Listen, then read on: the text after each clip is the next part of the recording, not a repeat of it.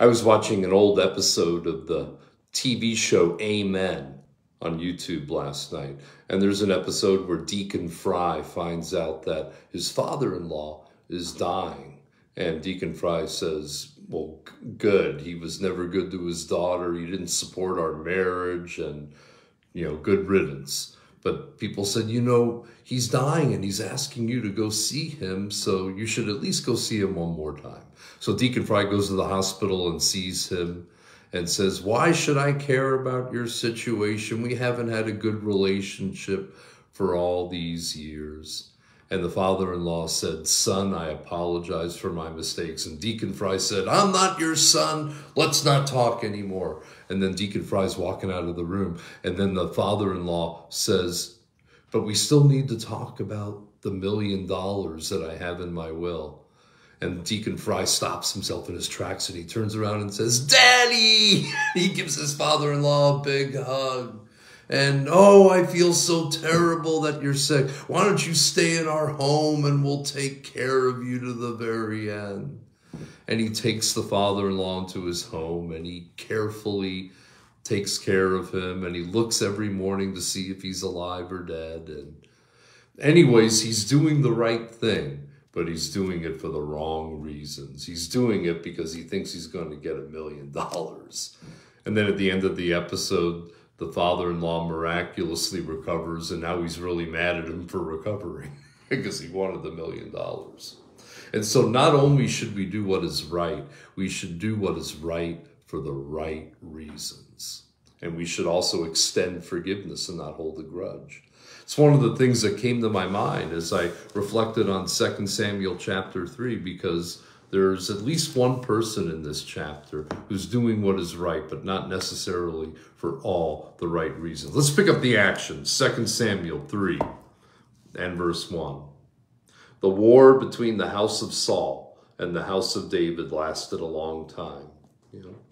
David grew stronger and stronger, while the house of Saul grew weaker and weaker. Sons were born to David in Hebron. While David was king over a small portion of Israel in Hebron, he had 6 kids from his 6 wives. Now, 6 sons sounds like a good thing, but 6 sons out of 6 wives, he didn't have that many kids, and that might be because God was limiting the blessing David could have had if he'd have followed God's command for a king to not have many wives. His firstborn was Amnon, son of Ahinoam of Jezreel. And what do we know about Amnon? Later in 2 Samuel 13, he rapes his sister Tamar. His second, Kileab, the son of Abigail, the widow of Nabal of Carmel. He's mentioned, his name is also Daniel. He's mentioned one more time in another list, and that's it. The third, Absalom, son of Maacah, daughter of Talmai, king of Geshur. What do we know about Absalom? He murdered his brother Amnon, and he rebelled against David and formed a conspiracy to overthrow his father David. The fourth son, Adonijah, the son of Haggith. What do we know about Adonijah? He formed a conspiracy to stop Solomon from becoming the next king of Israel. So all of David's sons, they don't turn out so good. The fifth, Shephatiah, the son of Abital. We don't know anything about him. And the sixth, Ithream, the son of David's wife, Eglah. These were born to David in Hebron. So none of these sons of David turned out good. That's just something to think about. A lot of times people are more adept at being a public figure than they are at being a family man. And that was unfortunately true of David. Verse 6, during the war between the house of Saul and the house of David, Abner had been strengthening his own position in the house of Saul. That's why he picked Ishbosheth to take Saul's place, because he knew he was a man that he could control behind the scenes. Now Saul had a concubine named Rizpah, daughter of Aiah, and Ishbosheth said to Abner, "Why did you sleep with my father's concubine?" Verse 8, Abner was very angry because of what Ishbosheth said. If you slept with a king's concubine, that was considered a huge no-no for obvious reasons. But also anybody who had a relationship with a concubine had a relationship and a connection to the throne of Israel. And so Ishbosheth, perhaps he invented this accusation because he saw that Abner was getting too much power, and so he came up with the made-up story that he was having an affair with one of the concubines. That's possible because Abner was really angry about it. It's possible that Abner did have a relationship with the concubine, but at any rate, Abner said, "Am I a dog's head on Judah's side? This very day, I am loyal to the house of your father Saul and to his family and friends. I haven't handed you over to David. Yes, yet I could have. Yet now you accuse me of an offense involving this woman? May God deal with Abner, be it ever so severely, if I do not do for David what the Lord promised him on oath." Whoa! Because of this episode, Abner is going to help David? Okay, I could see becoming angry and switching sides, but look what else he said. What the Lord promised him on oath. So Abner knew that God had promised David that he would be the next king over Israel. And yet he did nothing. Why? Because it wasn't politically or militarily advantageous for Abner for David to become king of Israel. So he didn't do, or he didn't support what he knew that the Lord wanted to do. He only wanted to do what is right when he thought it was advantageous to himself. So he says, may God deal with me, be it ever so severely, if I don't help David. Verse 10, and transfer the kingdom from the house of Saul, and establish David's throne over Israel, and establish from Dan to Beersheba. Verse 11, Ishbosheth did not dare say another word to Abner because he was afraid of him. He knew that Abner was the power behind the throne. He knew that Abner was the longtime respected military commander of Israel. And just as Ishbosheth is afraid of Abner, I think David is a little bit afraid of his military commander, Joab. We're going to see that. Verse 12, then Abner sent messengers on his behalf to say to David, whose land is it? Make an agreement with me and I will help you bring all Israel over to you. Good, said David. I'll make an agreement with you.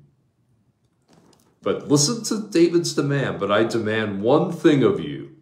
Do not come into my presence unless you bring Michal, daughter of Saul, when you come to see me.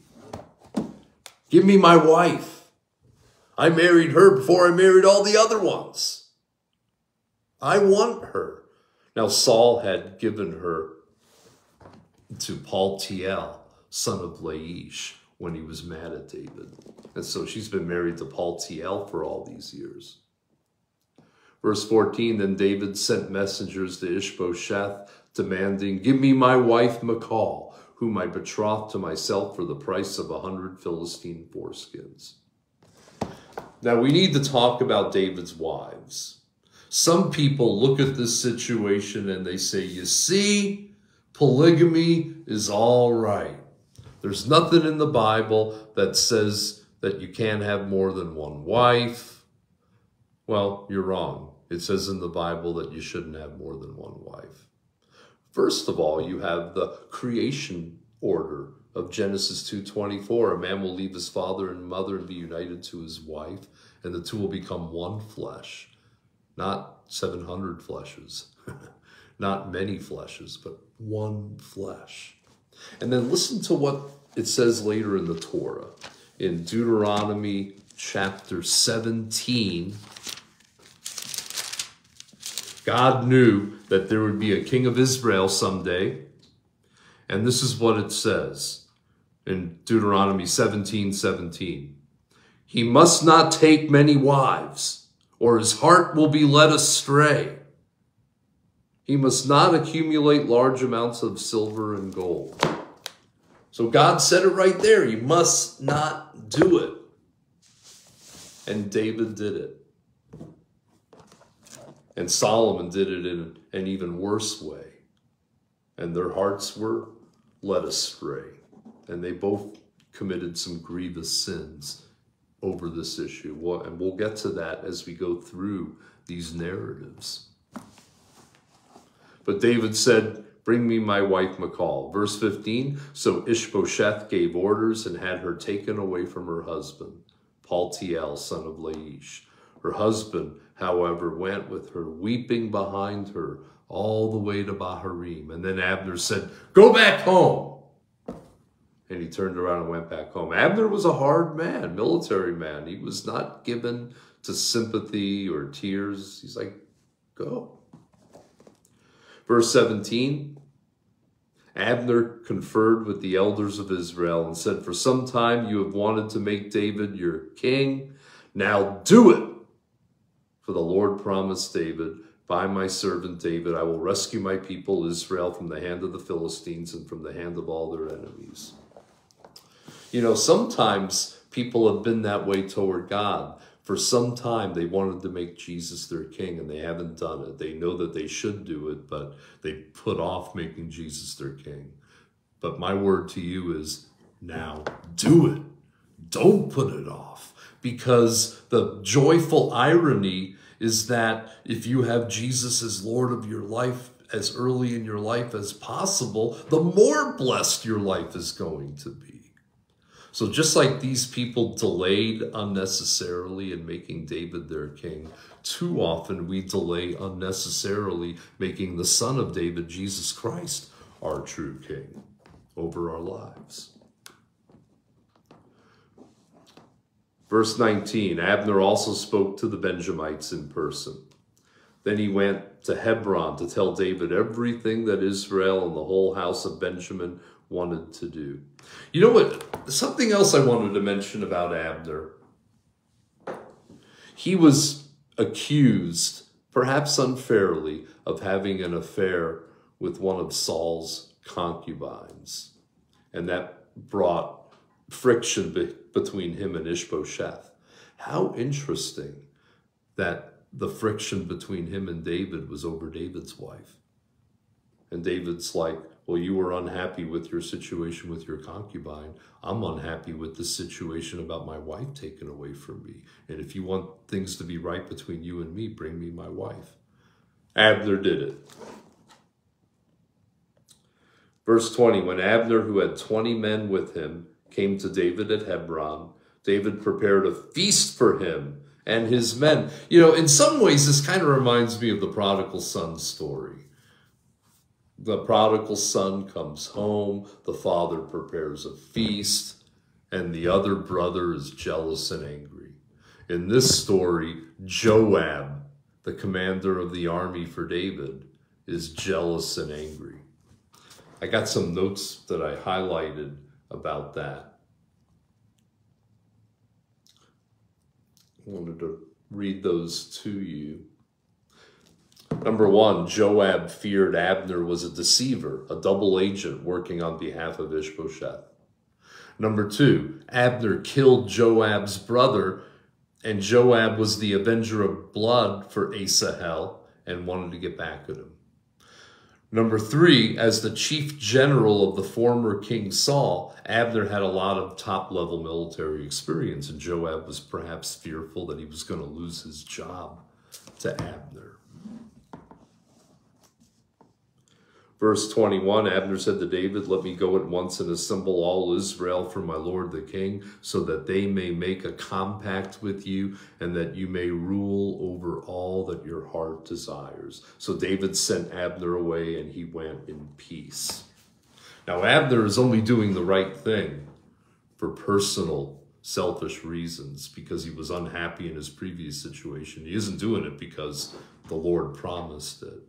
And so we need to make sure that we not only do what is right, but that we're doing it for the right reasons, because God said it, and we want to love and honor God. I think that's the overall lesson in this section, in this chapter. Verse 22, Just then, David's men and Joab returned from a raid and brought with them a great deal of plunder. But Abner was no longer with David in Hebron, because David had sent him away in peace. Verse 23, when Joab and all the soldiers with him arrived, he was told that Abner, son of Ner, had come to the king, and the king had sent him away, and he had gone in peace. So Joab went to the king, verse 24, and said, "What have you done? Look, Abner came to you. Why'd you let him go? Now he's gone. You know Abner, son of Ner. He came to deceive you and observe your movements and find out everything you're doing." We never get David's response to that. But there's a difference between David and Joab. David was a man of grace, willing to extend forgiveness and give second chances. Joab was not willing to do that. Verse 26, Joab left David and sent messengers after Abner, and they brought him back from the well of Sirah. But David didn't know it. Again, the narrator wants to make clear that David has no part in these vengeful conspiracies.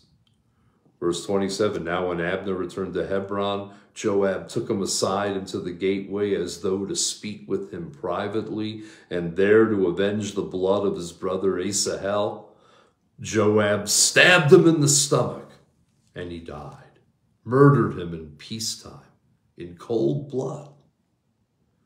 Later, when David heard about this, he said, I and my kingdom are forever innocent before the Lord concerning the blood of Abner, son of Ner. May his blood fall upon the head of Joab and upon all his father's house. May Joab's house never be without someone who has a running sore or leprosy, or who leans on a crutch, or who falls by the sword, or who lacks food. Verse 30, Joab and his brother Abishai murdered Abner because he had killed their brother Asahel in the battle of Gibeon. And then David mourns. Verse 31, he said to Joab and all the people with him, tear your clothes and put on sackcloth and walk in mourning in front of Abner. King David himself walked behind the bier. They buried Abner in Hebron, and the king wept aloud at Abner's tomb. All the people wept also. The king sang this lament. He made a song for Abner, just like he did for Saul and Jonathan. Should Abner have died as the lawless died? Your hands were not bound, your feet were not fettered. You fell as one falls before wicked men. And all the people wept over him again. Then they all came and urged David to eat something while it was still day. But David took an oath, saying, may God deal with me, be it ever so severely, if I taste bread or anything else before the sun sets. All the people took note and were pleased indeed. Everything the king did pleased them. So on that day, all the people and all Israel knew that the king had no part in the murder of Abner, son of Ner. What a difference. David learned from his time in the wilderness to not take revenge on King Saul while he was using the bathroom in the cave, to not take out his vengeance on Nabal, even though Nabal didn't treat him right, 1 Samuel 25, to again not take vengeance on King Saul in 1 Samuel 26. David was a man of grace, a man of restraint, who did not take advantage of opportunities to kill in order to advance himself. But Joab, whenever he had a chance to do it, that's exactly what he does. He kills in order to hold on to power. But one of the mysteries of this passage is that why doesn't David hold Joab responsible? I mean, in chapter 1 of this book, he had the Amalekite put to death for lying about saying he killed King Saul. And in chapter 4, the people who murdered Ishbosheth, he had them put to death. Why doesn't he put Joab to death for killing the commander of Israel's army? That's a big mystery. I think it's for the same reasons that Ishbosheth didn't do anything to Abner. I think David kind of feared him a little bit. You know, Joab had a lot of power in Israel, in Judah. Also, Joab had the military skills. You know, sometimes you put up with people's evil and shortcomings if they do things to benefit your kingdom. It's unfortunate, but I think in this particular instance, David left it to God and said, let God deal with him. Let God handle this. And David explains why. He says, they're too powerful for me. Verse 38, the king said to his men, don't you realize that a prince and a great man has fallen in Israel today? And today, even though I'm the anointed king, I am weak. And these sons of Zeruiah, like Joab, they're too strong for me. May the Lord repay the evildoer according to his evil deeds. So David said, I'm just going to leave it into the Lord's hands. I know politically this opens David to the charge of being hypocritical and inconsistent, putting some people to death and letting other people go. But I think in this instance, Joab just had too much power. And also he had a lot of skill. And so David kept him around. But as Christians, we are not motivated by our circumstances to act differently depending on whether or not the circumstance is advantageous to us. As Christians, we have to do what is right because it is right. As Christians, we do what is right because it honors the king, not because I'm going to get something out of it. You know, Abner went over to David because he thought he could get something out of it. David kept Joab around because he was a little bit leery of him and he thought he could get something out of it by keeping him around. But we do what is right because it is right. Also, don't put off making Jesus, son of David, Lord of your life. They put off making David king of their lives for a long time. We don't need to do that with King Jesus. Make him Lord of your life today. Although my niece Lauren is right. We don't make him Lord. He is Lord. But we do need to kneel and accept his lordship over our lives. And it'll be the most liberating thing you've ever done. Jesus loves you. This I know, for the Bible tells me so. I might take tomorrow morning off because tomorrow's my 25th wedding anniversary. We'll have to see. Before I spend the day with Jeannie, she's got to go over to her aunt's place and help her aunt out with some things. And then maybe there'll be time. But I feel like, you know, the 25th anniversary, that only happens once. So we're going to take the day off tomorrow and celebrate that. So we might see you tomorrow. Otherwise, we'll see you Wednesday. God bless you and have an awesome day.